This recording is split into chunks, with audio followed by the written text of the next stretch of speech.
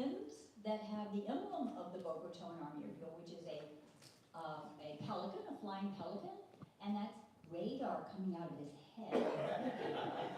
And a Christmas ornament. We have a couple of those from the garden club, so I didn't want to forget about those.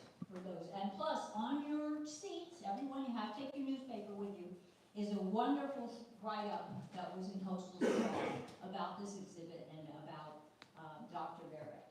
So, with no further ado, I would like to introduce our guest speaker, Dr. Peter Barrett. Thank you. If I ask you to bring this chair up to me. Absolutely, no worries. All mine. Well, thank you, Susan. Is this on? Yes. Okay. Thank you very much. But stay right here where you are. Yes, okay. yes, because I have something to talk to you about. Okay. And let me see if I can find anything to talk about in here. And where'd it go? There it is. Okay. And what I want to talk about is something special to give to you. Oh, really? Yes. This is our anniversary. This is our 20th anniversary. Yes. When the two of us got together right here in this building and talked about the Spies next door. The Spies next door. And we've been talking about spies ever since. Yeah. But we wouldn't have, and you wouldn't know about a lot of important Boca Raton history if it were not for this lady and others as well. But in particular, here we've had a long romance for 20 years. And I thank you so much for all you've done. Thank you. Well, it's really been a special time, and to reach back in. Each of us has chapters in our lives, and every chapter is a little bit different, and it's fun to think back on them. And some of them are good, and some of them, well, we skip that chapter. You know how that is. But we're not going to skip anything today about Boca Raton. Let me see if I can get myself going here and say a couple of things. What I'd like to start out with is about Boca Raton, but in a sense it isn't. And I really want to talk about the Garden of Eden. And I think it's important to talk about it because I think you're in it. And we came from California. My dad was in business in California. And my sister and I were, in 1939, I was about 5 and she was 3 years ahead of me. My dad was in business there. And at about that time, in 38 or 39, it became clear that my grandmother, who lived here in Boca Raton with her husband, were retired on the beach, living in the Boca Raton villas, which were four buildings that he constructed on the beach, not too far from the pavilion at the end of Palmetto Park Road. And he, in fact, my father actually scouted out the property and identified it in about 1935, and then he built on it. And the buildings he put up were there. He didn't build them to be bomb-proof, but they really were. They were poured concrete, and which was a good plan in days when we had no air conditioning and so forth. And built them on the beach, and then rented out 3 of them and lived in one. And my grandmother became ill, as I mentioned, and so then we moved down there to sort of take care of both of them. And for the first year or so, we lived in Floresta, and that's a magical place in its own right. We had to fight it out with the local alligators and a few other things in those days. They weren't quite as civilized. I don't know what civilization is, but you kind of know when you have too much of it. And, at any rate, we enjoyed our time there, and then moved in and lived in the villas, which are, as I noted before, just south of the pavilion. And my sister and I, even at the time when we were kids, we realized we were kids and enjoyed things that kids were doing. I don't think my parents knew very much about what we were doing, but there were no edicts of don't do this or don't do that. And we roamed the jungles and fields and looked out for snakes and alligators. Never got bitten by any of those. But we did things that I wouldn't allow my kids to do. I suppose that's what my parents said too. At any rate, it was just a wonderful place. But it had its creation, of course, is something that you are aware of with all the history of Boca Raton and Meisner and so forth.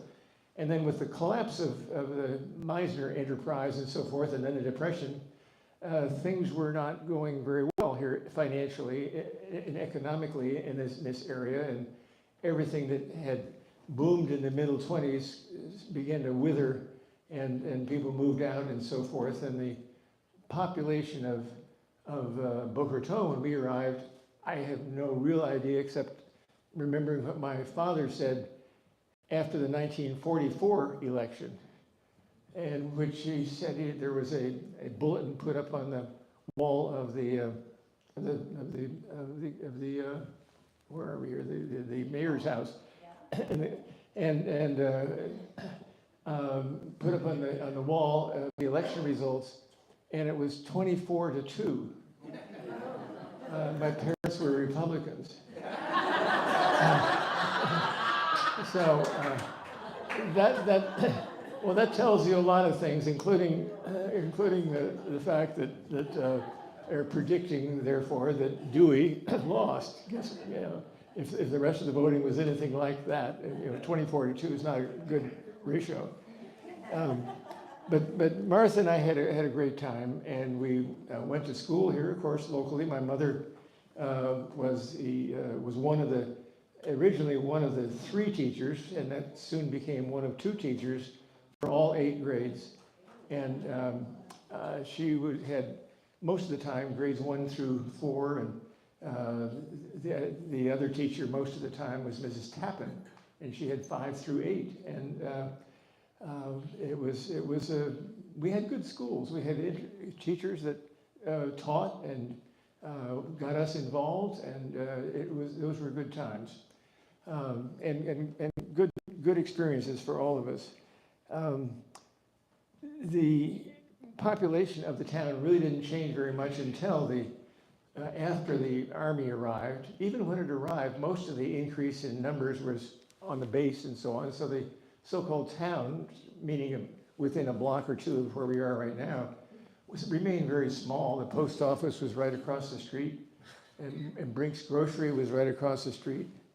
And on one occasion, my sister and I were in the car with my mother. I guess my father had gotten out to get something in the grocery store, and we were sitting there, and my sister said to my mother, not to me, I was 3 years younger, but she said, "How do you spell vegetable?"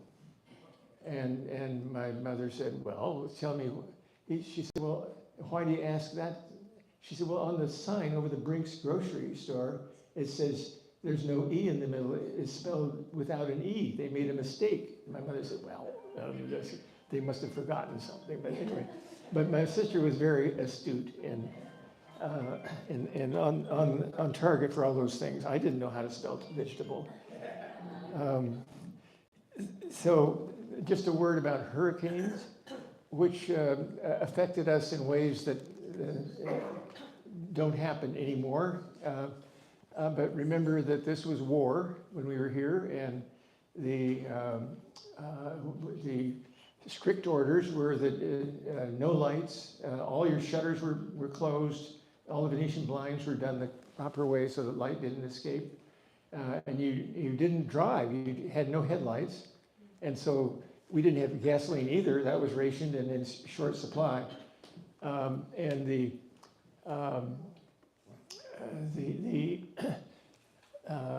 as far as the homes are concerned, our houses, of course, were below where we lived. There was a little bit of a hill between us and the ocean, so that any lights in our house actually wouldn't even carry out to sea. This becomes relevant point a little bit later. But there was 4 units that my grandfather, as I explained, had built, and we lived in one, and after he passed away, we were renting the other three. And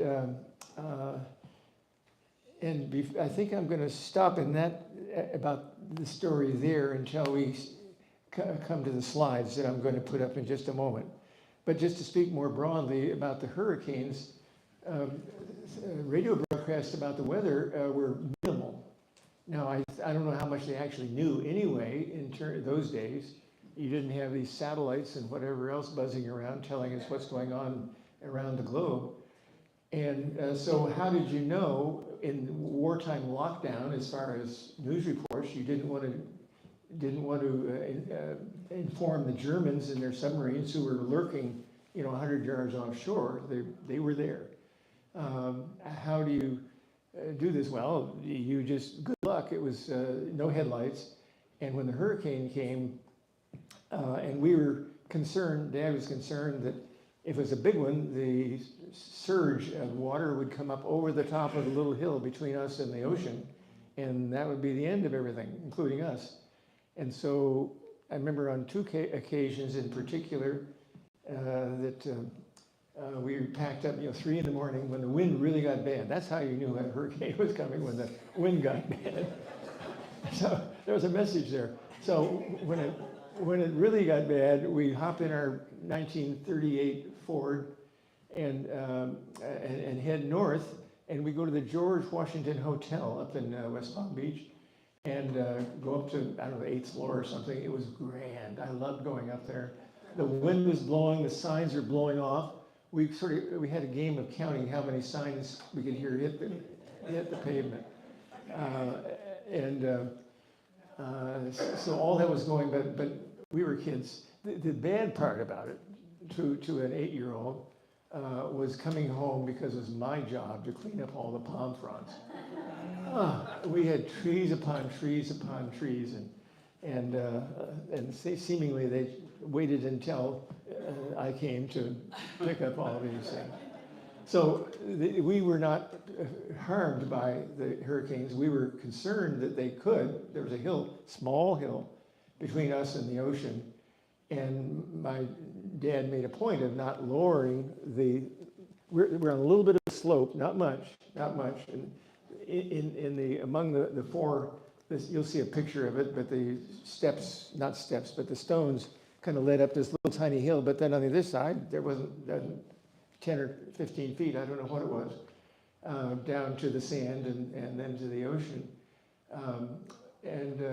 But we did fine. We were never overwhelmed by the surge. However, we sold the properties in 1946. War ended in 45.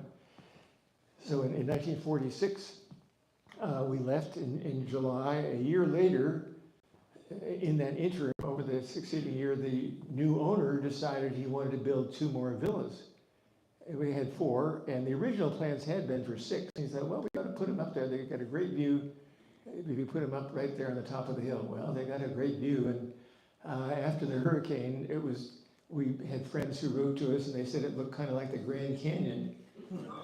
And the reason being that they had leveled a large, the top of that hill, which had been protecting us, but the ocean did what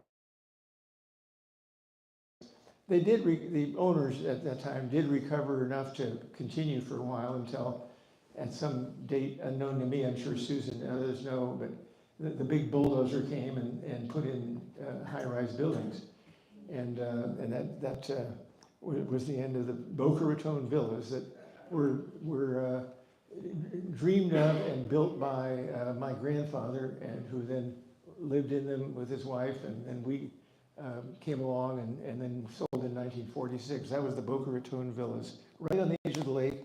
The only thing on the lake, by the way, Boca Raton Lake, when we were there, was our 4 units across the end of the lake. There was one house across the way which was vacant through most of the war. We called it the Nixon House. I don't know why. Nobody in any book I've ever found, everybody calls it a Nixon House. And even Susan doesn't know why it's called the Nixon House. So that's a real problem if Susan doesn't know. But that's where we lived, and with the only, well, the anatomy of it, if you will, just to the north of us, Mrs. Dixon had a house, and then beyond her was 8 miles to Delray. That was it. And then next door to us, right here, with the wall, when we walked out the back door of our home, there was a wall there that you'll hear more about, and that was the Sandburns wall. There was a big mansion, the Sandburns mansion, lovely home, with high walls, 8 feet, that kind of wall, very distinctive in their pattern, and you'll see a picture of that later on. But distinctive in recognition, but that wall was right out our back door. It was from here to that second row to the wall, and so we were very well acquainted with it after all those years.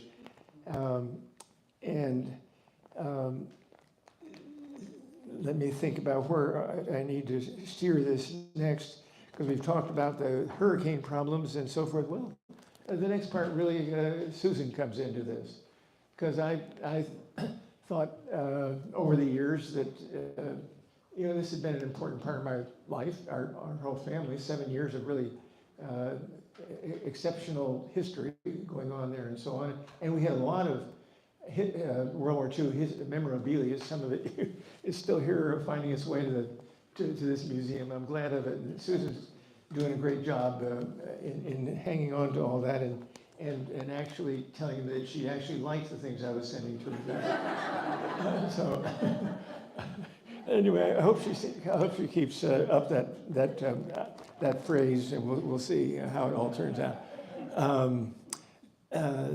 But in 60 years after I left this town, a lot had happened to me in my life, and things had happened. I moved on. I was active in medicine and was a part of the UCLA School of Medicine faculty.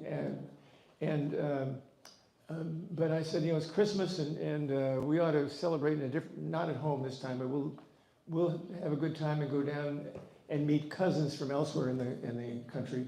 We'll all go down to Key West, and we did, and had a lovely Christmas there with relatives. And on the way back, I had made a phone call to Susan and said, hey, I want to come up and take a look at your museum and tell you a little bit about what went on in the olden days. And she said, fine. And I came up, and one of the first things I asked her about was, what did she know about the Spies? And she said, well, I've heard that there were some spies, but never really much known about it, and there wasn't any information out there. And I said, well, I know about the Spies. But her separate thought here, though, is the reason that she and everybody else didn't know about the Spies, because the FBI told us, don't talk about the Spies. And we did what the FBI said. You salute and say, yes, sir. So for 60 years, we kept our mouths shut. We thought we'd run out of statute of limitations by then. And we probably wouldn't go to prison. And J. Edgar Hoover was still in charge, so that we knew we'd be all right. At any rate, by arrangement, after we were in Key West for the Christmas, I drove north. First time that in 60 years that I've been in Boca Raton. And I thought, I want to see where the villas are or were. And there's high rise after high rise after high rise. It was just a terrible mess. And I didn't know exactly where I was. I had a general idea that I knew where I was. Of course, there's nothing left of the villas, of course. Which high rise was involved here. And it was nighttime, and we were tired. Anyway, I found a hotel, and I think it's the Barrensdorf. What is it, Susan? Barrensdorf. Okay, whatever you say. But I drove into that driveway with a little bit of an elevation as you go into the driveway, and turned to the right to park. And as I did so, as I looked straight ahead of me, in the headlights was a wall. and the wall was the Sandburns wall. You'll see pictures of it, hey, my slides, but it's unmistakable and a unique pattern. But there's the wall. And the remainder of their mansion was long since gone, but the wall, one of the walls had been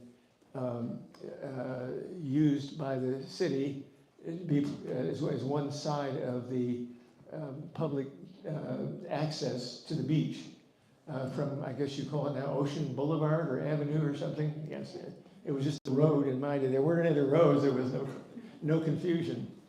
At any rate, so there, I reported all of my newfound information to Susan, and we talked about Spies and so on. And she said, "Tell me about Spies." And it's taken me 20 years. I've been talking about Spies ever since. So I think she's finally got it right now. So. No, Susan has been a great help, and we've really had fun dredging up my garage and what's in there. In fact, this is a recent attack on my garage that I got down to in some of the boxes that are still there, by the way, Susan, look out. At any rate, that had to do with Boca Raton, and I thought somebody here would enjoy those.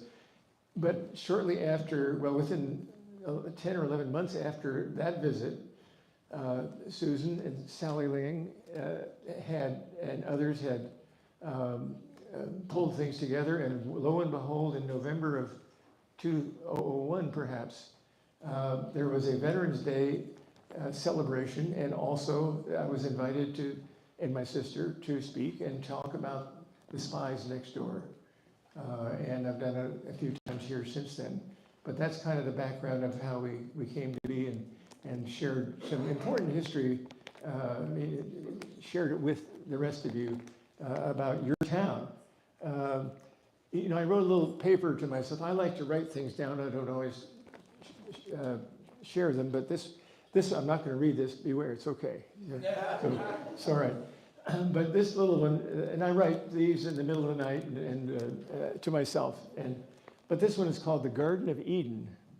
And I called it the Garden of Eden because that's what it was when we were growing up. We were both, surprise, surprise, we were kids. We loved being kids here. And we knew we were in the Garden of Eden when we were in it. It wasn't a matter of just a hindsight. We just felt it. It was the freedom was wonderful. It had been a hardship through all the 20s and 30s for other people, but when we were there, there were streets which were, of course, empty, and housing, concrete pourings and so on for houses, but nothing had been done, and the vines had run over everything. The vines were wonderful. I don't know if you grew up here as kids, but if you have some areas where some busybody doesn't cut down the vines for 20 years, they run over all the tops of the trees, and we would run around on those vines 20 feet up in the air. It was great, great. Never fell off once. You could go for 100 yards on top of trees, and we did a lot of other things we didn't tell the folks about. So those were the kid days, and we really did feel that we were in the Garden of Eden.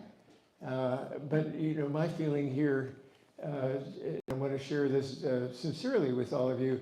I think you're still in the Garden of Eden. This is a special spot. It always has been. Its character has changed for different reasons, but all in the end run for the good. And I'm glad you're here, and I'm sure you're enjoying it as well. What I'm going to do now is make a few changes and start up with some of these slides and talk to you about the Spies next door.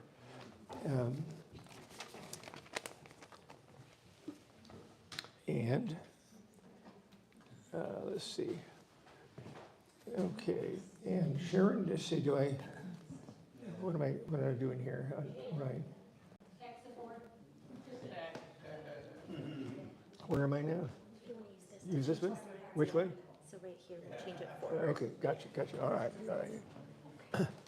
Okay, well, what we have here, of course, is an old document about the Meisner Development Company. Now, Meisner was a man economically and in other ways, and did had a wonderful plan for this whole area and had planned out the areas, of course, down near the ocean and the inlet and all of that, as well as around here. And it would have been if he'd had a chance to really complete it, it would have been a fantastic place. It is a fantastic place, maybe even better. But he built, of course, the club and other things, but in the area that I guess we still call Floresta, that was for his executive staff and so forth. And when we first came here, the first year in 1939, we lived there for a year, and that was fun to do. And then we moved down to the beach. But this is what it was going for, or at least being asked for here, in terms of prices and so on. And Sharon, I'm not sure that I'm pushing right buttons here. You said right here. There's nothing there. Okay. All right. Okay. Gotcha. Okay. All right. Well, what we're talking about tonight, by one term or another, spies or anything, we're really talking about history. And history is around us every day. We're a part of it. And we have been and we will be, and it keeps changing. But sadly, as commentary, we sort of mark our times and in history by which war. It was this war, it was that war.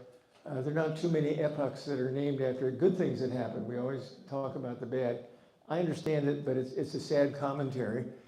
But then after the big war, that's what it used to be called, World War I, in 1914-18, along came our friend Hitler, who after I think 3 years, it was either 3 or 5, he became chancellor, and then he had really absolute power. And in a period of under 5 years, I forgot, I think it was 3 years, that he took over. And then one of the first things he did, oops. Okay, so this is not a pointer, it's a mover and a shaker. Okay, so there's Hitler came as chancellor in 1933, and shortly thereafter he said, well, the Treaty of Versailles, which was peace for all time and so forth, he said, well, no way. And he just simply, well, I'll renounce it, he said. So that was the end of that.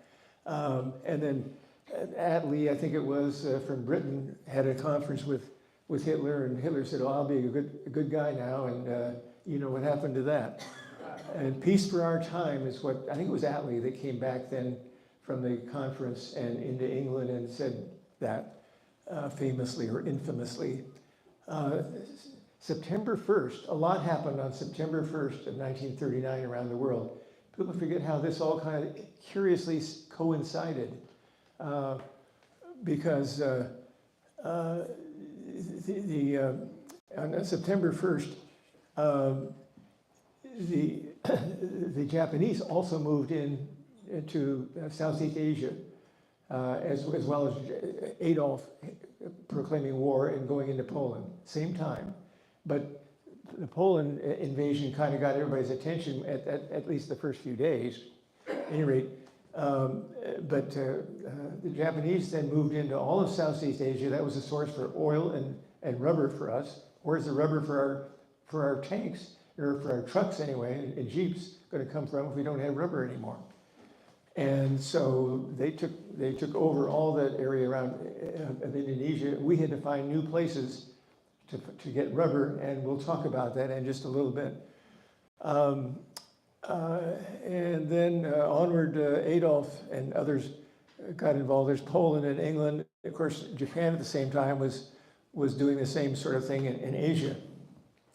And let's see what's next here. Okay, well, just reminding you about the boom and bust of Meiser and really of America.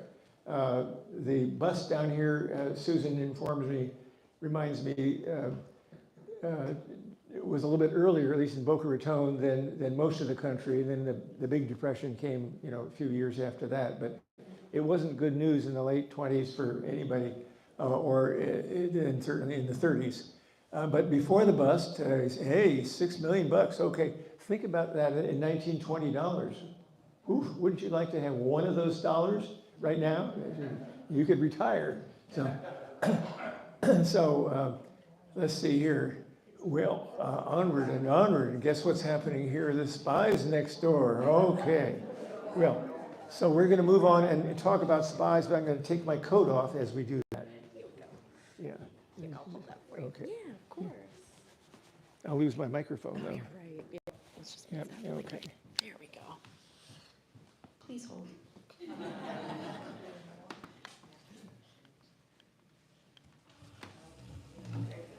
we go. Okay. How are you going to anoint me? Do that. There we go. Okay, There good. we go. And then just keep pushing that one. Okay. Gotcha.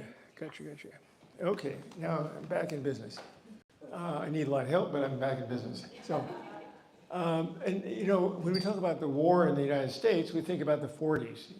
We had talked about 1918, and then we talk about the 40s. Well, it was in terms of the overall war, it was going hot and heavy. Remember, it was September 1 when Adolf, on September 1, went into Poland. And at the same time, Adolf started bombing England, all of England, not just London. You see pictures mostly of London. It was everything. The whole British Isles, Manchester, Lancaster. For 2 years, they bombed England. It was relentless and crazy. But he did this hoping that the English would come to their knees, and then he would aid him in his interest in invading across the channel. He was all ready to go, and there was a lot of interesting back and forth on that decision of whether to go or not. But in 1939, the Blitz over England started. It lasted for 2 years. The Germans bombed and bombed and bombed and bombed, but the British held in there.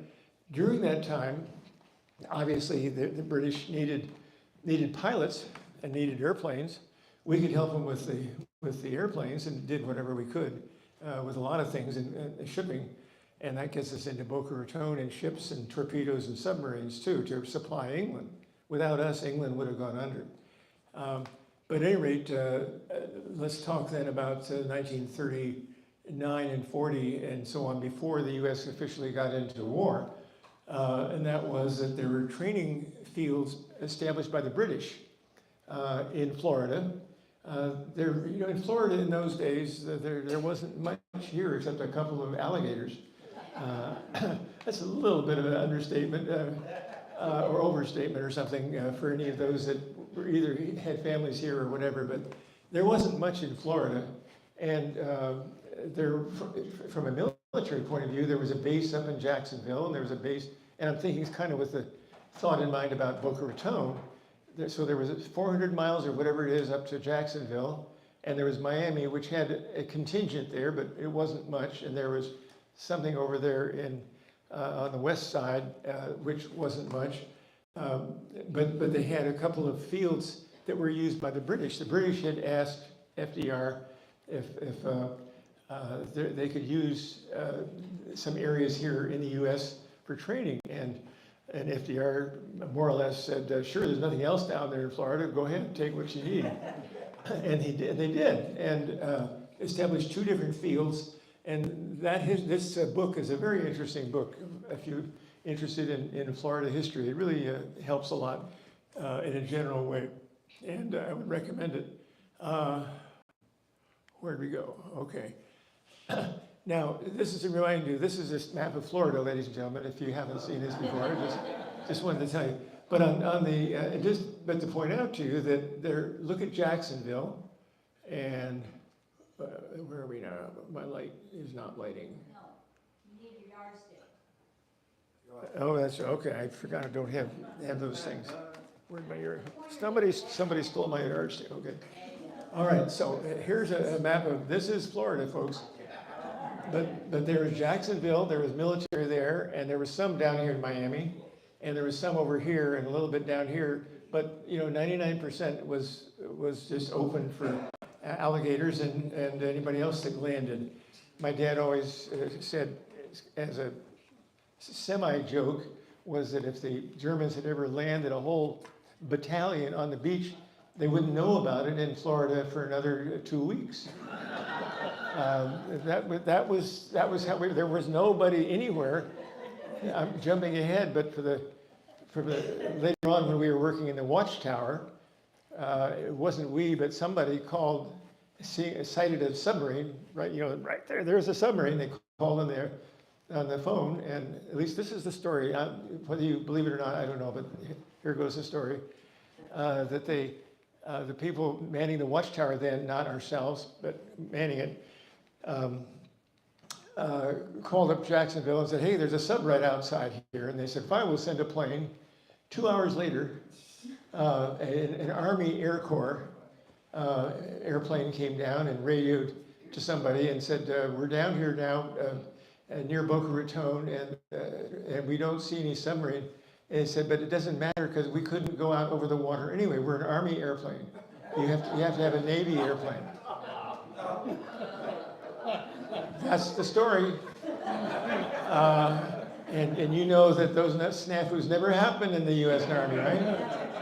Okay, so there you go. Okay. Let's see if I can make some progress this time.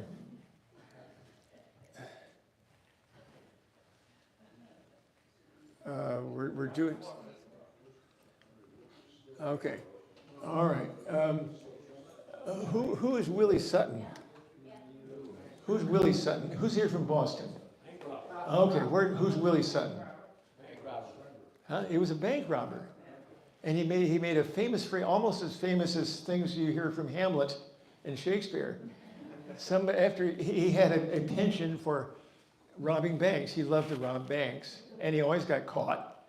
And he wasn't very smart, but he loved to rob banks. and somebody said to him, and this is said to be true, Willie, why do you keep robbing banks? You keep getting caught. Why rob these banks? He said, well, he looked incredulous. He said, because that's where the money is. That's the phrase. You've heard that, I'm sure, but that's Willie Sutton. Typical Bostonian. Moving on, if I can make things work here. Okay.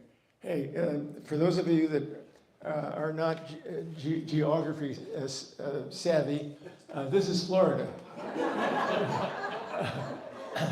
And there are a lot of things to learn from it. One is that that's where it is, and there's a lot of US of A up there, but it's all a long way away. There's nothing that's less than 400 miles. Now today, 400 miles is a blink of the eye in terms of either communication or some kind of airplane or anything you want to name. But it was a big deal in other days. So you were here, and the rest of the world went on, and you had a little to say about it.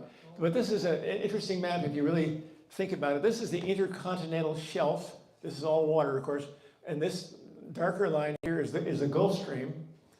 And of course, there's New Orleans. Now, shipping now and then, a big fraction of our shipping from this part of the U.S. came from New Orleans. And if it's going to go anywhere in the world, unless they're going to go through the Panama Canal, they've got to go this way. And where do you go this way? Well, there isn't much choice. You go down here and you follow the current. That black line is the current, and that's the Gulf Stream. And so that's where the ships go. And guess where the subs went? That's the Willie Sutton law, because that's where the money is. And so if you were a submarine captain, you'd go to the place where it was closest to the Gulf Stream, because that's where the ships are. And you sit in there between the land and the Gulf Stream, and you go as the ships went by, and that's what they did. And the closest point is Boca Raton. And so the submarines sat out there in front of our house, and the ships went by, and that was the end. We saw a dozen go down within view of our house. A dozen torpedoed, I should say, because some of them didn't sink, but a dozen were torpedoed within view of our house. The other thing to think about is that there was traffic with ships and so forth, shipping coming up from South America too, important part. Sometimes we kind of think about US of A, but hey, we're all connected, folks. And there was a lot of trade that came from South America. And where would it go? It would go right up here in the same traffic line for the Willie Sutton Law. Okay. Let's see what's going on here. Oh, God, we got it. And then things happened, didn't they? In 1941, kaboom, and we went to war. And remember that when December 7th happened and the next day FDR declared war, at the same time, Adolf Hitler declared war on us. We didn't declare on Germany first. Anyway, they did, but it was after, maybe the next day, I mean, that kind of after Pearl Harbor. And obviously, the Germans and the Japanese knew what they were doing and working together that way, so we got hit on both sides. So suddenly we were in the war in two directions. And we could have another lecture on what went on the West Coast where I lived and grew up, and we got a few submarines shooting at us and that kind of thing, and that's an interesting but different story. So Pearl Harbor was a major event for the whole world. And, okay, where am I going here? Looks logical the other way, okay. There we are, hey, Boca Raton, we finally made it here. Okay, well this is just a rough map. That doesn't tell you anything you don't already know, but here's our friend Lake Boca Raton and the inlet. And the area of interest to me, and I hope to you also, was this area in here. Now, in our day, during the war, the Boca Raton Club was here. This was the intercoastal waterway. During the war, almost no traffic came through there. It did, but very, very sparse. So we had a lake that was empty. The club was here, and had the army in it, but it was otherwise closed. I mean, it wasn't for civilians. Inlets here. We lived here, and next to us lived the Dixons, and the Sandburns, and the Dixons right up in here. And then right here there was one house which was empty, and we thought that was owned by Theodore Pratt. He at least lived there for a while. He's the one that wrote The Barefoot Mailman. Great book, by the way, that you ought to read about Florida history, walking the beaches and so forth of Florida. You're getting from north to south in Florida. Think about it. If you didn't have an airplane or a train, it was a big deal, and the roads were terrible. So how do you get a letter from New York to Miami? Well, it would go, in those days anyway, could go by train down, depending on the year, different stages, but it was, at least back in the early 1900s, there were barefoot mailmen, men that took the mail and walked the beaches. And that's how mail got from north to south, and that's kind of a slow process, and a few got eaten by alligators along the way and so on. Well, they did. And this is an important part of early history that you need to be aware of and involved. But that's our location. And as I say, there are just the three houses there at the time, the club and our three houses, and that was it. Okay, and speaking of houses, this building is still there in Floresta. And when we moved, with my grandmother's illness, my dad said, we've got to go help because my grandfather's not too healthy either, and we ought to move and take care of him. And that's just the same time as the war happened to happen. And so off we went, and we ended up at first living here in Floresta. About a year later, my grandmother passed away, and then we moved down and lived in the villas. But this is a house out there in Floresta, and it's still there. I've been there. On this trip, I didn't go in, but I did. On the previous trip, my sister and I went together and talked to the people that owned it, and they were very, very enjoyable people. One of the things we said to them, we said, do you know about the basement in the kitchen? And they said, what? What basement? And they said, well, when we made our root beer, that's where we kept it. because it was cool. There was no refrigerators really, I guess they haven't been invented yet. We had no refrigerator, but Dad wanted to make some root beer, and you have to get it cold. So the coldest place was in our so-called basement, which was less than 3 feet in depth. But we could put something down there, a cake or something down there, and but that was in the back of the house. But we stopped here just to talk to these people because we lived there, and they didn't know about that extra refrigerator down there. It's still there. We just pulled it up and said, "Hey, it's right here."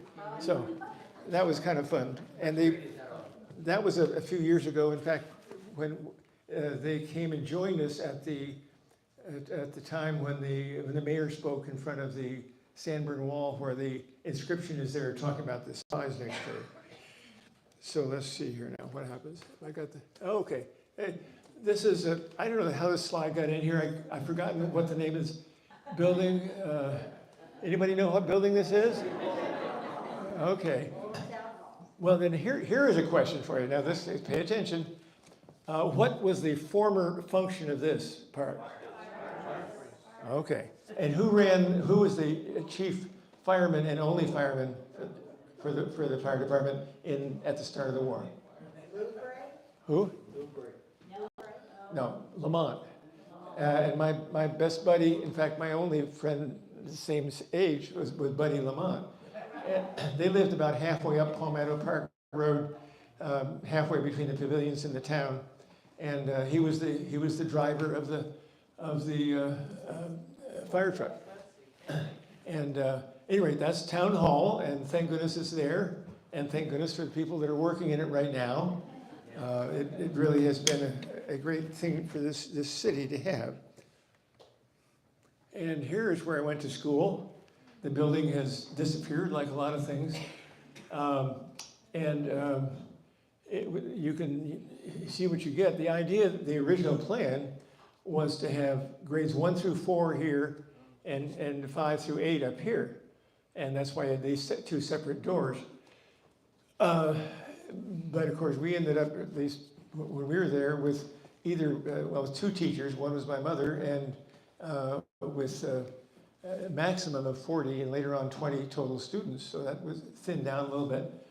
But this was the school, and it's on the new one is on the same site. And there's my class, all my class. And we need a volunteer. Which handsome young lad is me? Far left. Far left. That's Buddy Lamont. Unknown. And hey, that's me. Peter Barrett. There I am. This is Brink. Forgot her name now. Brink. This one over here. Anyway, that's Brink. And this is Nancy Skeel right here.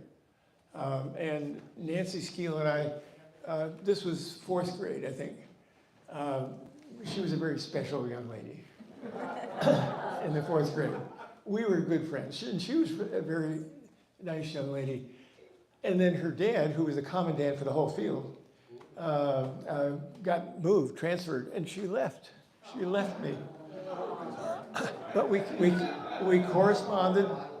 We corresponded for the next 65 years, every year. And I met her once in Denver. We worked out a plan, and we had dinner together one night. So, yeah. So, at any rate, that's Nancy Skeel here. As I say, her dad for a time was the commandant here on the base. And again, this is Buddy Lamont and his brother. This is George. That's his brother.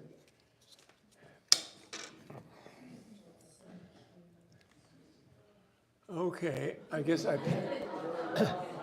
passed. My teacher, there were only 2 at this time. We started out with 3. Mrs. Collier was the oldest of the 3, and she was retirement time, and the class sizes were dwindling, and so down to 2 rooms. But my teacher was Mrs. at this point was Mrs. Tappan, and she gave me a pass. I made it. So, thank you. That's what I did too at the time. Thank you. Okay, now back in the early 30s, this is an architect's sketch of what became the Boca Raton villas, and you'll see actual photographs in a minute, but just to kind of give you the idea of their plans and thoughts and the whole sequence of how this came about. So that my grandfather Barrett had lived and worked in business up in Chicago, and thought ahead in terms of retirement, bought the property, and then built these. And this was in the planning and building stage of that in the early 30s. And then here it is completed. And these are the Boca Raton villas, no longer exist. But here's Villa 1 and Villa 2 and Villa 3. Out of view up here is Villa 4. And I'll just take you up this path, these stones, these concrete stones here going up. And this is a bench, that little pop-up right there, that's a bench to sit on, because the water was right there. I missed the question. Was there a question? That's the bench, and the ocean's right out there. And you can see there's not a whole lot of hill here. Remember the story I told you about the person who bought it from us, and carved down that so he could put more houses on it. Well, he put more houses on it, but he also invited in the Atlantic Ocean and had a few problems. Okay. And there's a shot you've seen, but just also to remind you that my mother made this dress. She made my uniform. And in 1940, before the worst of the war and so on, my father and mother said, it's bad things are coming, things are going to be rationed, and we're down here in Florida, and we're going to have to make our own clothes, which was true. So before the worst of or the hardest part of the rationing, everything was rationed, food was rationed, everything was rationed, or else it didn't exist. You didn't get toothpaste changed, you couldn't even get toothpaste because it was, in those days, lead line. Not too smart, but to have lead line, but that's what it was in those days. Anyway, everything changed. And she made my uniform, she made my sister's dress. And then here's a little sketch of what we've been talking about, just to remind you that here's the club, we call it, the Boca Raton Club, and nothing anywhere. The streets had been marked out down in here, but no buildings. And this is, of course, the inlet, and there was a wooden bridge right here, and with wonderful stories about that bridge, and with Dr. Sandburn, who loved to fish, and a giant manta ray who got away. But that's another story for another day. So, but anyway, here are homes right up here. This is the Barrett, four buildings really. And this is the Sandburn home, and then up there is Mrs. Dixon, and the pavilion is right up in there. So, and at a later part of the story, I'm going to be telling you that lights were seen. Mrs. Dixon saw lights coming from the south, and she thought the lights were coming from our house. That's why she called the army and said, go to our house. And I'll tell you more about that. Because they were next door, and they were spies. Here's the bridge. This actually is not the oldest. It's near the end of the war, and it had been improved. It's much sturdier than the one preceding. And here's today's, and I'm staying in that hotel tonight. So it's a lovely spot. I love to watch the ships go through and see that. And there's an admiral of a seagoing vessel here. Late in the war, with some Army friends, we were able to have we called it a Bahama dinghy. This was a sort of a support boat. It was not made to be a sailboat. It was a support boat that was used by the big fishermen with nets and so on. So it had no keel, but it had a mast and a jib. And in the wind, it was an interesting time with no keel. There's a reason for having a keel on your sailboat. But it also taught you how to sail, because it was not simple with this situation. Let's see what's going on here now. Oh, before I leave that, well, no, I won't leave it. I'll just stay right there because it's the same shot, but it's a little closer. But right here, this is the Sanborn's wall. Okay? And this is my sister and me late in the war. You know, I'm showing you a few pictures about us and so on, but there weren't many pictures because we didn't have any film. It was war. You couldn't get film. If you got film, it was already, light had leaked and so on. My mother's camera was a bellows with a leak in it, you know, and all this sort of thing. So you didn't just go down to Woolworths and whatever and get something new. There wasn't any. And that's why we have very few pictures of all the things we did. Question here. The Sanborn Wall is a private estate, a home? This wall, that's the Sanborns, and that entire thing was their estate from the lake to the ocean on the other side of this hill, all the way over. And their house, you're seeing a little smidge of it right here. Okay, our houses were right here. And then anyway, but for practical purposes, there was nothing down this way. The Butts actually had built a home after a while down here, maybe a couple of years after we came. And then Butts was and perhaps still is, the family and so on, owned a lot of farming area around here and beans and so forth. And they were neighbors of us. Tommy was the kid who was a little younger than he was younger, you know. So we didn't become big buddies because he was too young. But anyway, Tommy was the kid, and they moved after a while. But let's see what's going on here now. Okay, this in more recent times. In fact, this was one of the times we came here, and Sue put up with this, and you know, we had goings on with the here in a presentation in what we call the Little Rocks. Close to the Sanborns was a coral outcropping. We call it the Big Rocks, and then these were the Little Rocks. For supper, Mother would sometimes say, "We need some fish," and I had a rod, which was just a big long bamboo pole with a string on it, with no reels, no nothing, just a hook, and we go down and we fish off, not this one, but the one 100 yards north, and get some red snapper for supper, and just pick up some along the way, some bait, and all was well. So this was the Little Rocks. The Big Rocks look like it, except there's more of it. And the Big Rocks were close to the Sanborns. So this was a quarter of a mile down from there, something like that. And then, of course, the inlet is down here, out of view. But that was the beach.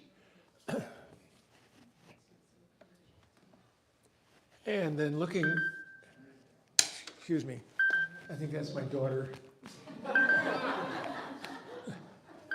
Let's see who it is here. No, it's my cousin.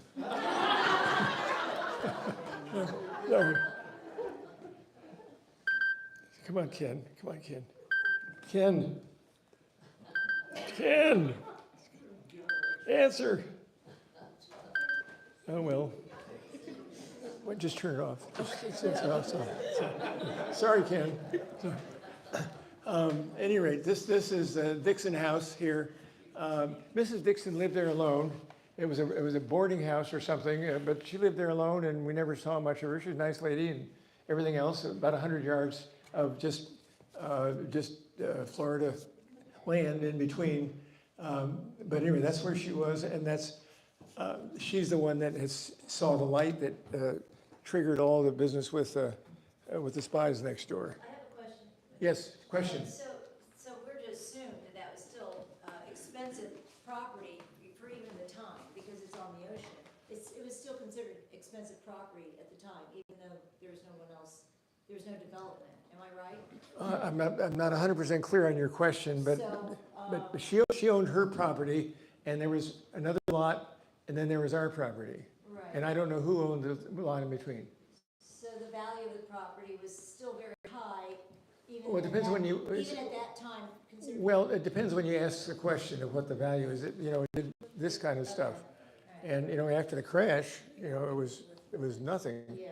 But later on, after the war, really, after the crash, prices were never, in terms of trying to sell something that But where you make some money. We're to assume Mrs. Dixon was a wealthy woman before the war, before the I have crash? I have no knowledge about Mrs. Dixon. She was a nice lady, and sometimes I delivered her papers. I delivered papers for 5 years every morning. Mrs. Olson was the paper lady that dispensed the newspaper, but That house was built in 23 by Dr. Robbins. And it, like the Browns, which are our first Jewish family, lived there for free in the 30s. So I bet Mrs. Dixon did not have a lot of money. She just took over the house. And I bet your granddad didn't pay a lot for your property. I mean, compared to Yeah. what it became. But it was not valuable real estate like she, now. she was a nice lady. We never saw very much of her. She never got involved in anything. It was just Mrs. Dixon. I delivered a newspaper, and once a month they asked her for a few dollars for the paper. She had a boarding house, but I never, to my knowledge, there were no boarders there in all the time we lived there, in her boarding house. it became Hermanson's restaurant later on, way after the. Okay, question up here. Was that Gladys Dixon? What was her first name? Is that your question? Yes. I don't know her first name. Gladys. Yes. Okay. Yeah. There's a source. If you really want information, you ask her. Okay, moving right along. And here is the Sanborn house. And again, remember that our house was immediately next door to this. It was a big mansion, lovely place, absolutely. It had a very characteristic wall, and that becomes important, or not important, but it was of interest in the rest of the story. And it was all poured concrete, which was a big deal in those days. And then this lattice see-through kind of air venting and so on was something that I had never seen before, and they were very proud of it. But it was unique and recognizable at a later point. But that's the house, obviously the garage there. It was a big area. With a gate, you've seen a little bit from when I showed you one from the lake looking at the mansion. It was a big mansion with a gate, and then inside you went 20 or 30 yards before you got to the outside of their house here. So it was a big place. And here it is looking from the ocean. And it's a German saboteur's dream. You're right on the beach, nothing in front. The water's right here. Big bay window. And at a later point, that becomes relevant. This was Dr. Sanborn's study right in here. But the big bay window is what attracted somebody. And that one of the questions that remains is, how did they know about this house? How did they know it was empty? Why did they come here to this so-called, who told them about this? It had to have been, at some level, some inside job. I mean, somebody felt that the German campaign needed support and said, and remember also, this is in the context of this secret base that's being put up to make use of radar. And Sally knows a lot about that and radar. That was the radar activity, the training went on right at the base. We, living there in Boca Raton, and all the time we're there, I never heard the word radar. It was really secret. So it wasn't something that, oh yeah, we're in another secret, whatever, in the grocery store talking about it. So these spies had to know something. We didn't know it was radar. Why did they come to this house anyway? And who told them to, so those are unanswered questions. So this is something for all the rest of you to catch up on still. And then here's the inside shot. That's Dr. Sanborn over here. Much later on, when we, 20 years ago, the first time around, when we had a celebration here that involved in the story about the Spies Next Door, his son was here, was able to join us, which was a very good addition. And then here is back in the 30s before it was built. Now my father actually sort of pinpointed the location of where the villas were, the site that was purchased by my grandfather then. And when he did that, of course, there was nothing except one house across. I'm not sure, I think the Nixon house was not there, but I'm not sure. We were either the first or the second on the whole lake. And this is my father in the 1920s. And this is my grandfather, Edward E. Barrett. He was the owner. He retired from business in Chicago, moved down, and he and his wife were there for about 10 years before they passed on. And this is my uncle, my brother of my father here. And they're sitting on the beach in front of what became the Boca Raton villas. And then one night in 1942, a little bit of what I've already mentioned, that we were, asleep at night, and this terrible, it's so hard to describe it. I thought I was getting thrown out of bed, and this was miles away, this explosion. Can't imagine anybody on the boat with that kind of a thing happening. It's just unbelievable. But here we were in bed on shore, and I thought I was getting thrown out of my bunk, my bed. But anyway, we went up to the hill then at our house and looked out, and this is what we saw. And that was the most dramatic of the ones we saw in terms of ships being torpedoed. But we saw a number of others, probably a total of about 12. And some of them, all we would see is that a ship was in the Gulf Stream, and we'd see smoke rising, and the ship was not sinking, but it was in big trouble. But it was in the Gulf Stream, and so at 4 miles an hour, it would slowly go from horizon. It took a couple of days to go out of our view, and that was another ship that had been torpedoed. It was an active place. And here are some that were sunk. Actually, not all sunk, but they were certainly torpedoed and incapacitated. And this is just this time span in 1942. Now that was the worst, that's the highest rate. But it's not, there are other ships, not too many, but this was the major surge when all these things happened. And that's a lot of ships, a lot of shipping, and a lot of men in trouble. Here's one of the ships that got hit. Now, it did not sink. It slowly moved along for days, and they finally were able to suppress the fire and tow it into port. I don't think it was worth much as a ship anymore, but there it was. During this time, my father wrote this letter to his hometown newspaper. And he just said the 10 big freighters and tankers torpedoed, 7 within view of our house. Now, this is a map. Here's our friend up here. It says United States, but it's actually Florida.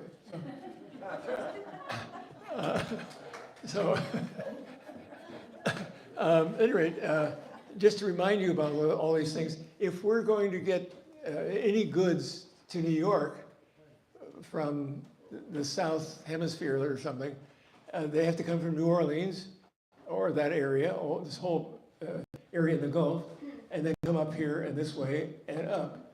Or if you're going to get them from anywhere in South America on the east side, a huge market collectively, and especially in Brazil, which sticks out right in here.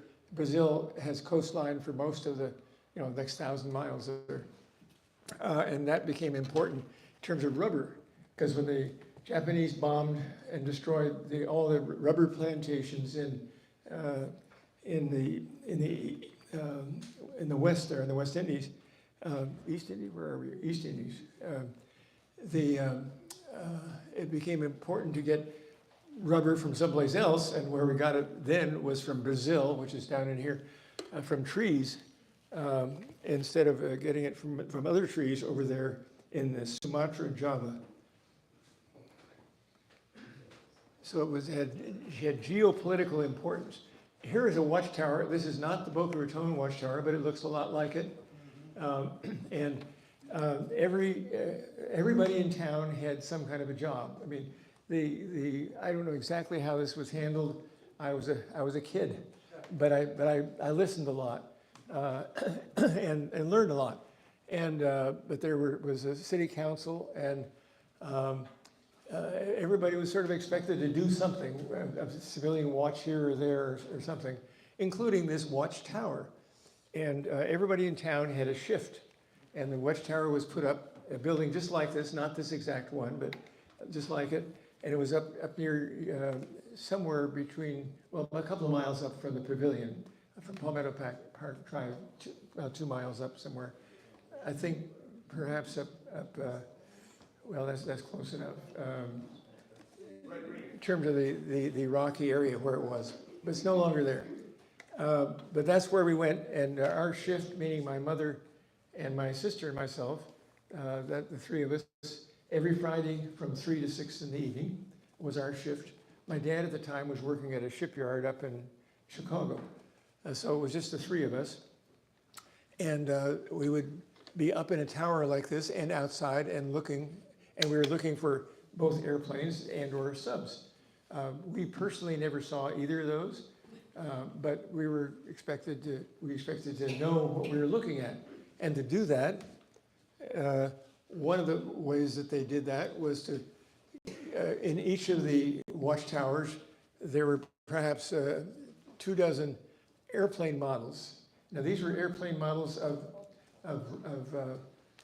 Japanese and German and English and American airplanes, and there were a lot of them. And they, in the little office you saw there on the watchtower, they were hanging from the ceiling. And this is one of those that I borrowed from Boca Raton a while back, but it's returned to Boca Raton. And but that's it, and it's made out of quote hard rubber, and so right now it's kind of fragile, but that's what it was. And they were hanging, and there were the German planes, the English planes, and so on. And we were supposed to know all of them, and I knew them. And I was a kid, and kids do crazy things. I knew every name of every aircraft that ever went up or down. And at the end of the war, I wasn't there, but there was a meeting in this building. And they were sort of handing out awards. Things were winding down or done in the war. And then somewhere in there, my parents said, somebody raised a hand and said, how about Peter Barrett? He knew every airplane there ever made.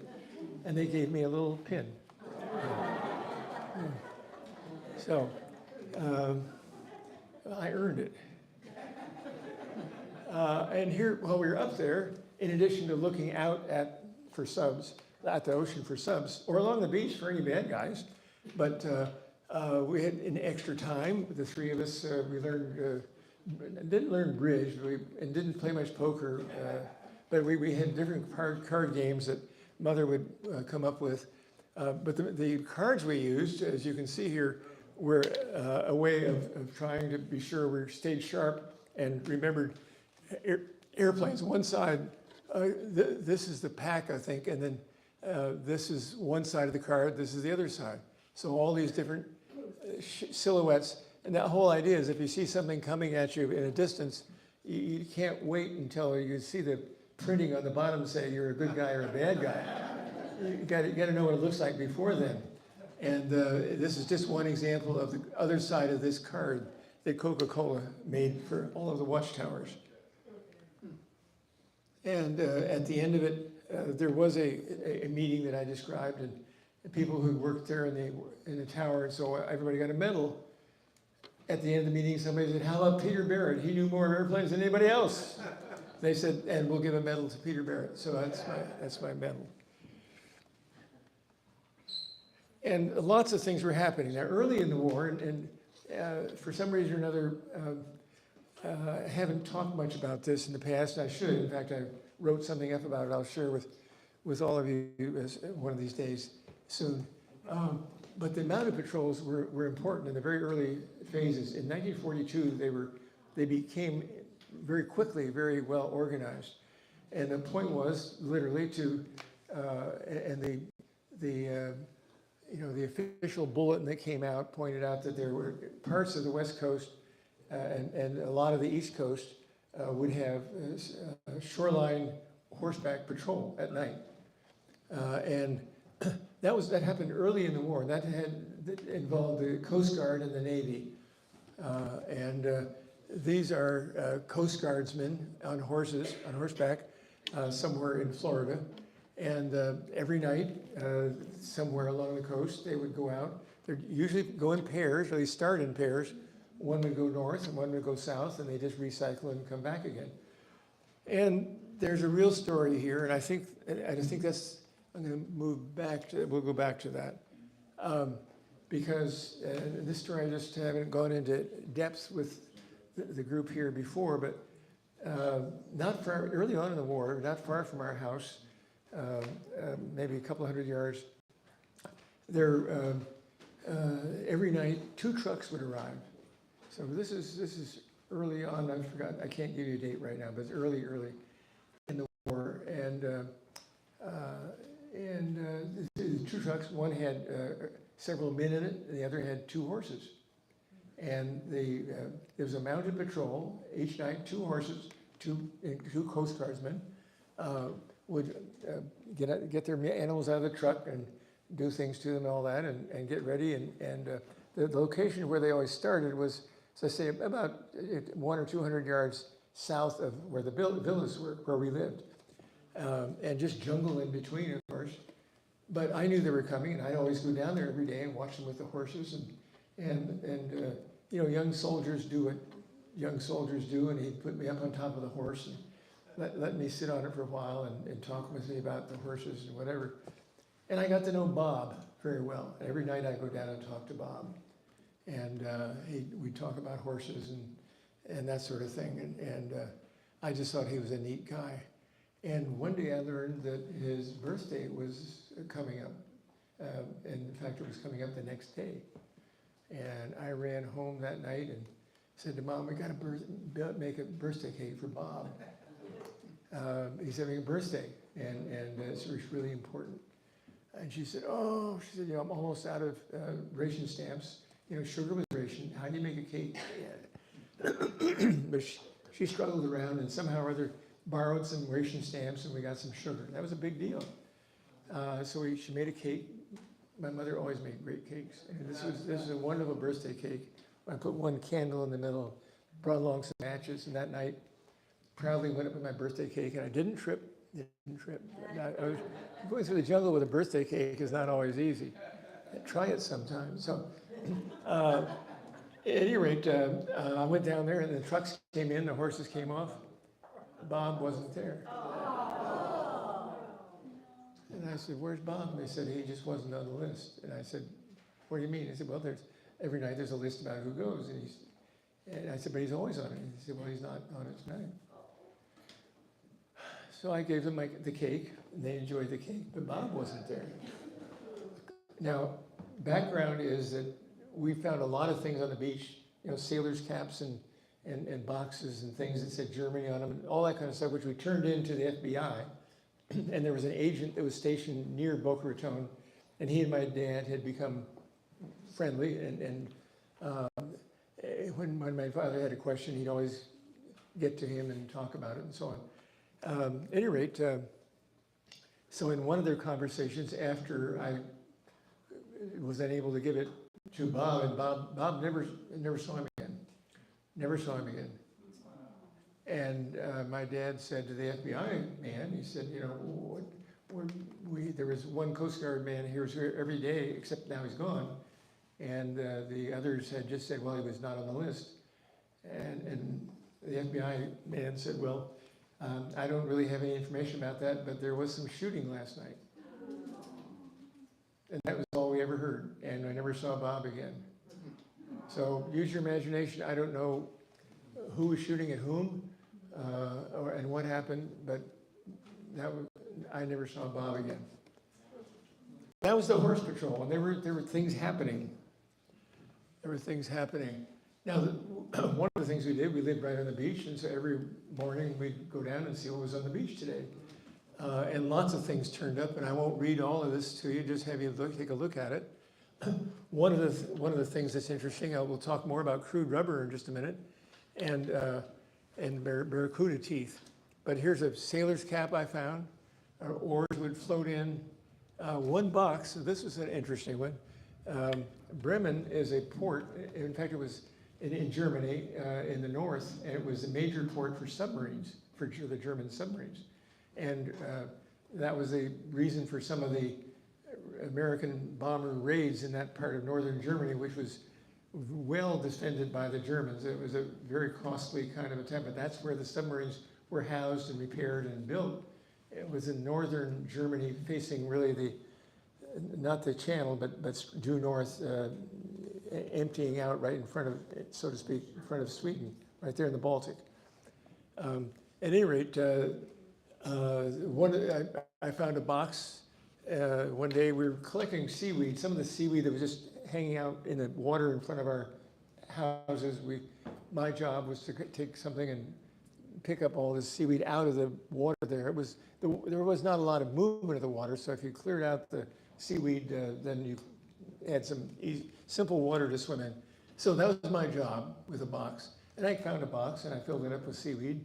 And then I left the box there.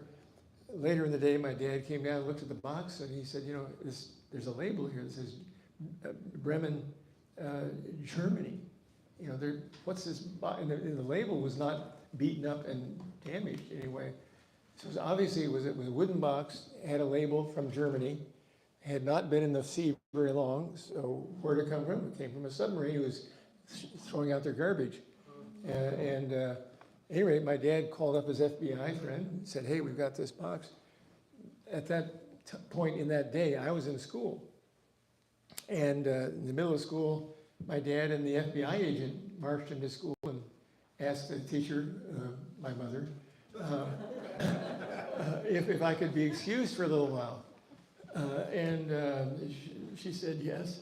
And they took me out. They wanted me to point out to them exactly where I found this box that was from Bremen, Germany. And I pointed out to him, and that's the FBI has my name on file somewhere. At any rate, the rest of these things are interesting too. They speak for themselves mostly. This German sailor's cap was really neat. My dad gave it to the FBI and said, can we have it back after you look at it? And they said, no, we're going to take it apart. So I don't have a sailor's cap. The rubber, the crude rubber, and I'll tell you more about that, it would wash up from sunken ships. It always had barracuda teeth in it. Anything that moves out there, the barracudas eat it. So remember that when you go swimming next time. But the crude rubber, they loved to bite it and left some of their teeth behind when they did that. These sorts of things. Oh, and then here's the coffee, of course, and that one of the cans is still here. It was a regular brand. My parents preferred drip grind, and they made that known. But we got dozens and dozens of cans of coffee. Coffee was rationed. You couldn't get coffee, so that was a great boon for my parents. This is a longer story. Well, the short story is after a hurricane, we found a lot of stuff on the beach, and my father said, gee, maybe it's ambergris from whales.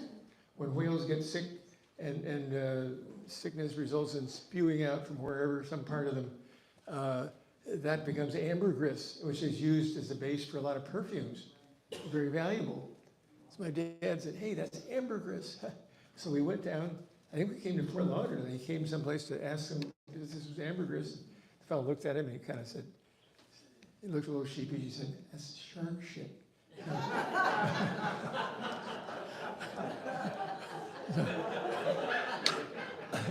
So on a couple of occasions, we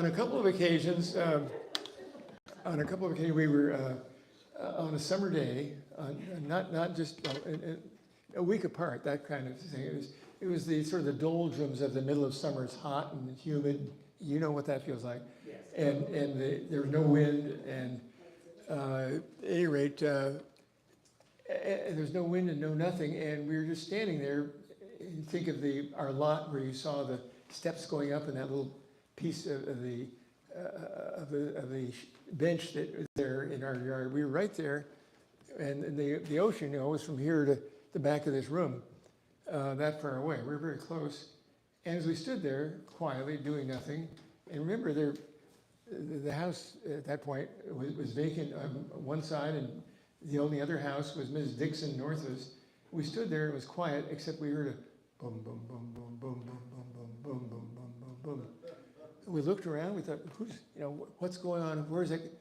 There was nothing anywhere, there was no on land, nobody making any noise. We were hearing submarines. And on 2 different occasions, and it began in one end of, and they were going northbound. Boom, boom, boom, boom, boom, boom, boom, boom, boom. We never saw anything, and this was before snorkels. Snorkels came late in the war, meaning, a snorkel, you put a big pipe up and get air in and let CO2 out and so on. But at any rate, that could carry sound, but you don't need that to carry sound, actually. It's just the water is a good transmitter of acoustics. But we were hearing a submarine, probably 100 yards offshore. And then we'll move on to the next one here, which is, there's a picture of it there. That's the Maxwell House, a regular grind, and they like the drip grind. But notice the way it's squashed here, and Susan will tell you where it is around here to look at it later on. But it has 8 sides to it, and it's being crushed from the outside by pressure. Now, whether that pressure was from the ocean, if the torpedo ship went down to the bottom and the pressure is high, or was that from the torpedo? Don't know, maybe both. But they always had 8 sides. That's the way it got squished. And my parents used the coffee. It was very good. We still, now Susan and others here have my pecan, right? Okay, it's there to be seen. And this is the next on the list, is talking about rubber. You need rubber if you're going to have a war.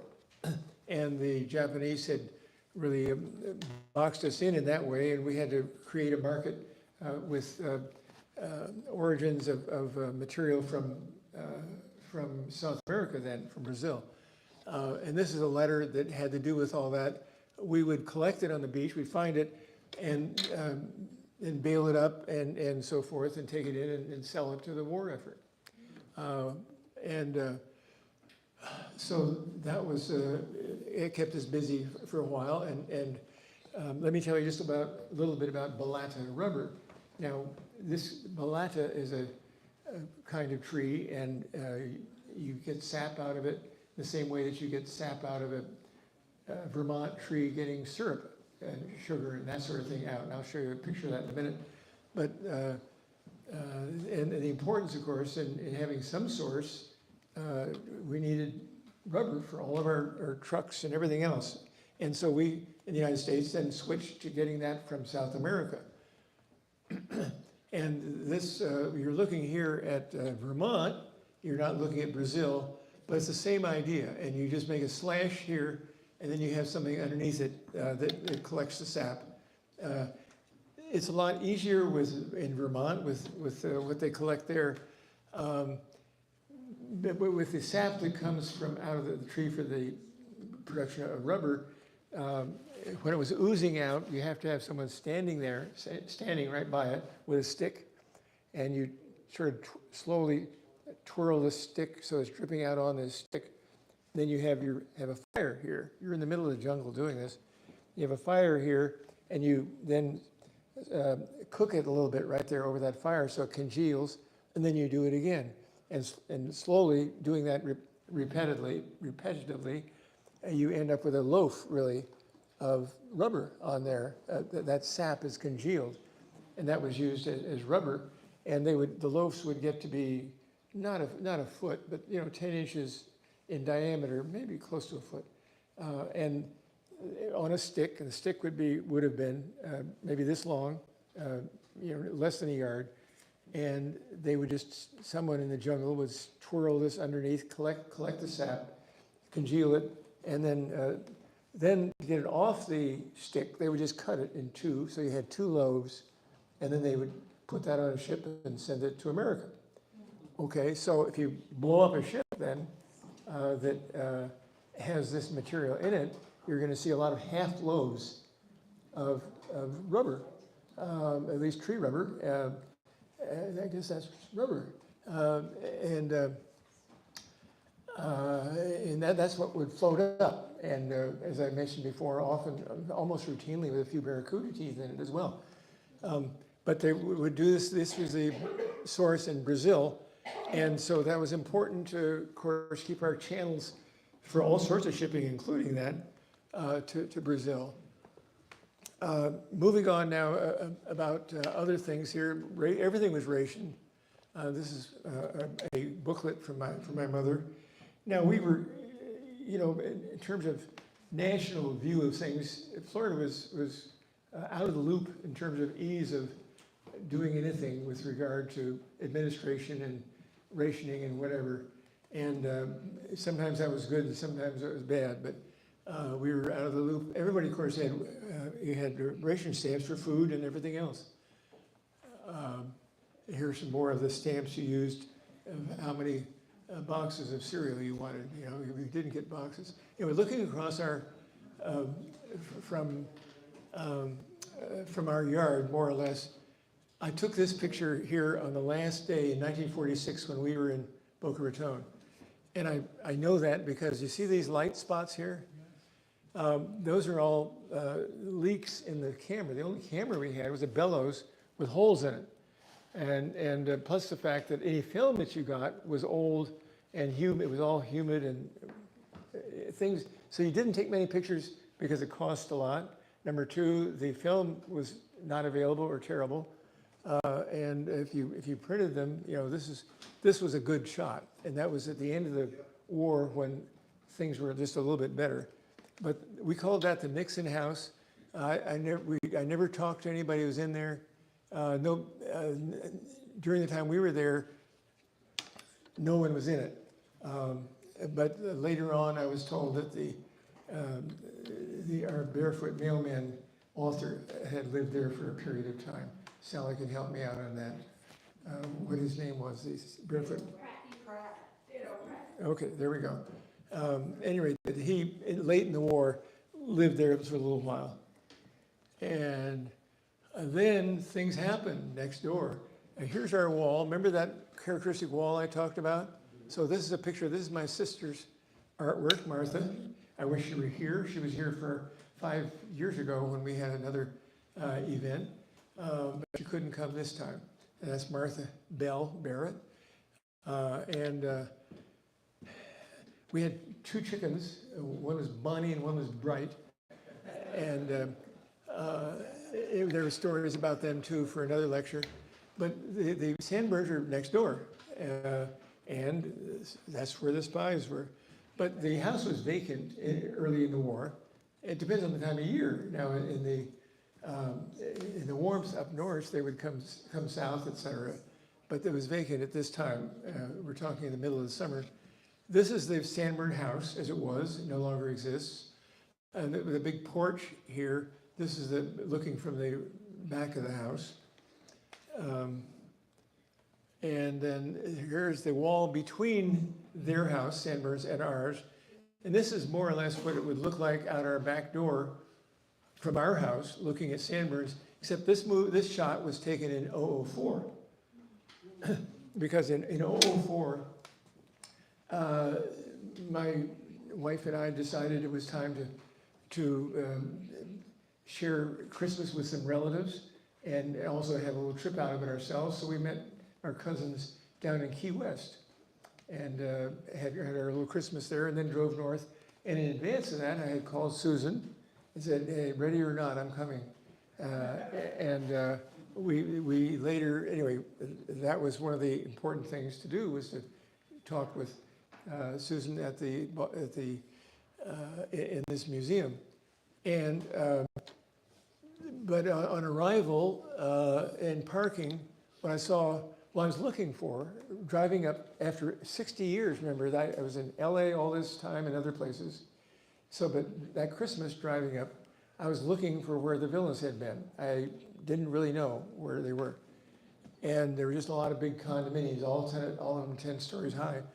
And I thought I better ask somebody. I parked where I thought I more or less believed the villas had been once upon a time. So I pulled in the parking lot, and in the headlights in front of me was a Sandberg wall. I didn't know that I was there, but that was the wall, so I knew I had to run. That characteristic wall. Is that from Carter's Sanborn Square? Question? Sanborn Square. This is, the Sanborn, their house would have been in here. Right now, I was taking this from the parking lot of whatever, the Barrett's door or something that's right next door to them. Anyway, this is on just on the other side now of this wall is the public passageway, access to the ocean. On the other side of this, there's a walk up to the ocean from the street. Question? So the house was empty, where was Dr. Sanborn and his family? Why was the house empty? They were there half the year, and this was the half they're gone. They would go north. He had a home there and had his dental practice and so forth up there, and then they come down here in the other half of the year. But that was their wall. So when I turned in the parking lot and saw that, I knew exactly where I was. And the next day, I went over to talk to Susan Gillis, and we talked about Spies.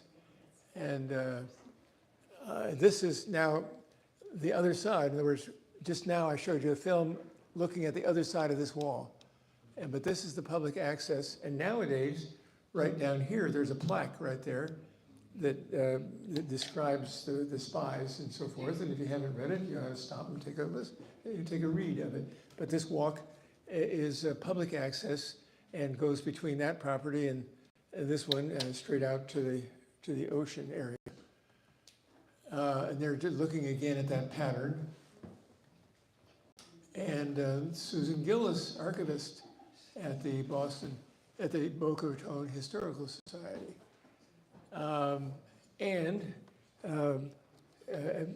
11 months later, 10 months later or something, after we talked that Christmas, we were invited to be a part of this event. Sally was there as well in this event, Salute to Veterans, and Martha and I were invited to speak and talk about the Spies next door. That was the first time we talked about that. And here is that event in 2005. And then here's the mayor on the day when we all met down there. This is the plaque that is still there, and this is our Mayor Abrams here talking about that. And that's what the plaque says. It says there were Germans who sank 397 ships. And there's my sister and Sally and myself in 2005. And just a few other pointers about what went on in those days. You know, it's a long way for a propeller aircraft. It's a long way from one side to the other. That is anything going from America over to Europe and so forth. Also remember that at the beginning of the war, the Germans controlled all of North Africa, and you couldn't, of course, land in France or anything like that. And it's a long way over to England. So a lot of airborne traffic, not all of it, but a lot of it went down this way. Think about having to go over to Europe this way. But the Germans at that early in the war controlled all of this, as well as France, and they were threatening England. And this just this shows the field here at the time. A whole bunch of B-24 Liberators were parked here at this particular time.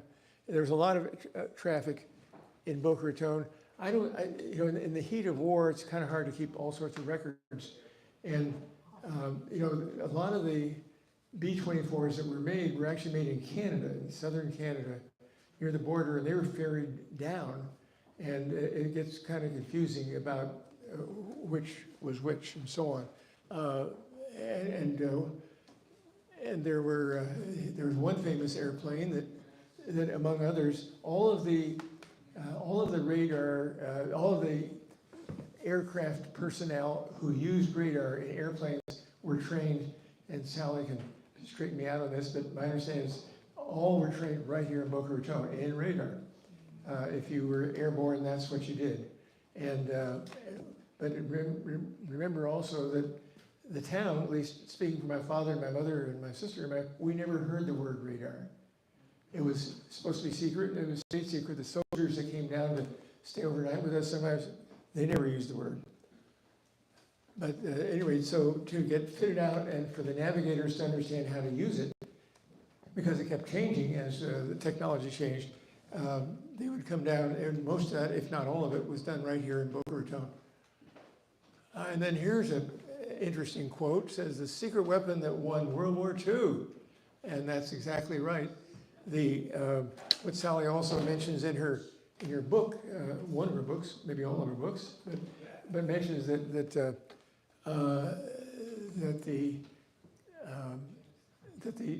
cover of Time magazine was supposed to talk about radar. I mean, it was set up to publish as radar having won the war.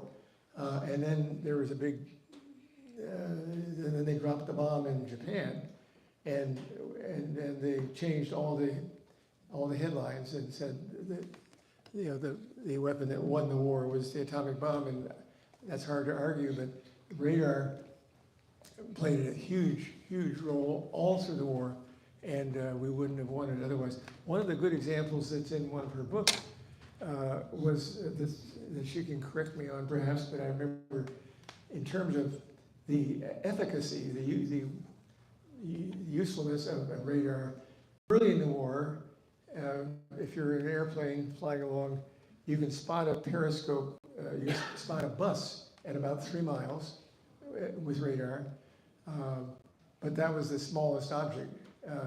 But I think it was 2 years later, you could see a periscope at 3 miles with radar. And that made a big difference in the warfare. Any corrections on that? Sounds good. Okay. I read your book.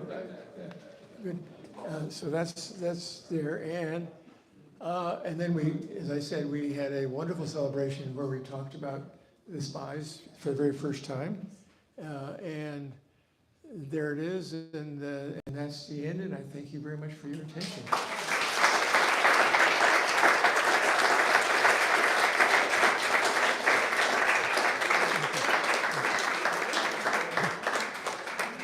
We have time for one or two, not 1,000, but one or two burning questions. There's the lady in back. Okay, so tell us about what was found at the Sanborn house. You did. Oh, in the Sanborn's house. I'm sorry. I'm glad you brought that up. Thank you. In the Sanborn's house, let me tell you more. Yes, I left out an important part here. We were, my dad at that point was 1942, and my dad was working up in Chicago in a shipyard at that point. So there were 3 of us home, my mother and my sister and me, in 1942. And one night, in the middle of the night, pitch black, we heard a loud bang, bang, bang, bang, bang on the front door. I mean, just this, it really got your attention, it woke us all up. And so my mother and sister and I trailed out to the front porch, and on the other, through the screen, we could see a single soldier with a big helmet on. And that kind of got our attention. And then there was more light somehow. We realized that there were another 3 or 4 soldiers in uniform and with guns standing out at our front door. They said, we've been told that there were lights being flashed out to sea from your house. Yeah, I've left out some here, so thank you for bringing me back to this. And we said, that we haven't been flashing anything, but the house next door, the Sanborns, is empty, and that you ought to go check them out. And that must have been where the light came from, because we certainly weren't.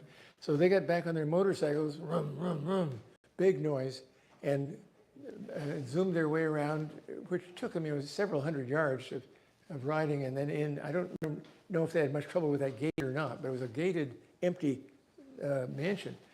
And they went in, they found the back door was open, and nobody in the house. But what was in the house was obviously that somebody had been living in it, and a lot of food cans and that kind of debris around, and beds were used and whatever. And then in the front of the house, that big bay window that I showed to you, inside the house, there were two things. One was a light flashing signaling machine, and the other was a giant telescope, all focused out to sea on their big bay window facing out to the ocean. What do you do with a telescope and a signaling apparatus in the middle of a war unless you're doing something, some hanky-panky? So that's what they found. And that's really the major point there, and that's the spies next door. There were spies. They were having a great time in the Sanborns' home. Lots of food, good beds, and a perfect view out there. Obviously, the people doing that signaling had somehow information that they wanted to share with submarines. So what information, who was it, and what kind of information was necessary, did the submarine captain want to know? So I'm sure it wasn't any good news about the United States Army or anything else. So these are obviously signals that there's a ship coming in 2 hours at blah, blah, blah, and get your torpedo tubes ready. Because that's the sort of thing that happened. And at any rate, in terms of that kind of communication, and somehow these people, whoever were doing the talking or signaling, had their information from somewhere, and they had to be then sharing it with somebody. The people, to our knowledge, the people that were doing it, the spies next door, were never identified or captured. But it was quite clear that that's what they were doing, quite clear that it was a signaling espionage sort of thing. Shipping coming out of Miami, heading for the Gulf Stream, right there in front of our house. And that's the way it works. They were getting inside information from somebody and giving out to the submarines.